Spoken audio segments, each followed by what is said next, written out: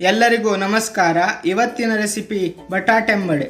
ಮೊದಲಿಗೆ ಬಟಾಟೆಯನ್ನು ಕುಕ್ಕರ್ನಲ್ಲಿ 4 ವಿಸಿಲ್ ಬರುವ ತನಕ ಬೇಯಿಸಿಕೊಳ್ಳುವ. ನಂತರ ಬಟಾಟೆ ತಣ್ಣಿದಾಗ ಅದರ ಸಿಪ್ಪೆಯನ್ನು ತೆಗೆಯಬೇಕು.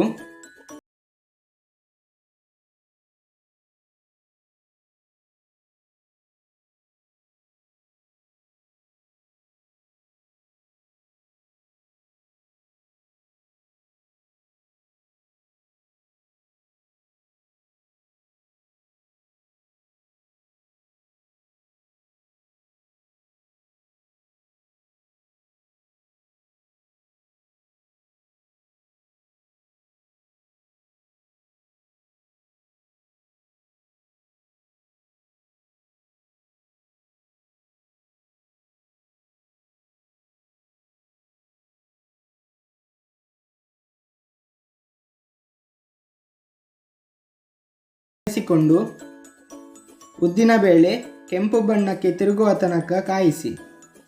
ನಂತರ ಹಿಂಗಿನ ಪುಡಿ, ಹಳದಿ ಪುಡಿ,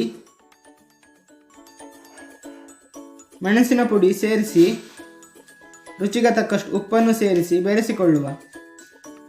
ನಂತರ ಸ್ಮ್ಯಾಶ್ ಮಾಡಿದ ಬಟಾಟೆಯನ್ನು ಬೆರೆಸಿ ಉಂಡೆಯ ರೂಪದಲ್ಲಿ ಕಟ್ಟಿಕೊಳ್ಳುವ. ನಾವು ಈಗ ಹಿಟ್ಟನ್ನು ತಯಾರಿಸಿಕೊಳ್ಳಲು ಮೊದಲಿಗೆ ಒಂದು ಪಾತ್ರೆಯಲ್ಲಿ ಕಡಲೆ ಹಿಟ್ಟು, ರುಚಿಗೆ ತಕ್ಕಷ್ಟು ಉಪ್ಪು, ಚಿಟಿಕೆಯಷ್ಟು ಸೋಡಾ ಪುಡಿ, ನೀರನ್ನು ಬೆರೆಸಿ ದಪ್ಪವಾಗಿ ಹಿಟ್ಟು ಕಲಸುವ. ನಂತರ ತಯಾರಿಸಿದ ಬಟಾಟೆ ಅದರಲ್ಲಿ ಮುಳುಗಿಸಿ ಕಾಯ್ದ ಎಣ್ಣೆಯಲ್ಲಿ ಒಂದೊಂದೇ ಆಗಿ ಬಿಡುವ. ಅದು ಸ್ವಲ್ಪ ಹೊತ್ತಾದ ಮೇಲೆ ಅದರ ಮೇಲ್ಭಾಗವನ್ನು ಸಹ ಮಗಚಿಕೊಂಡು ಹಾಕುವ.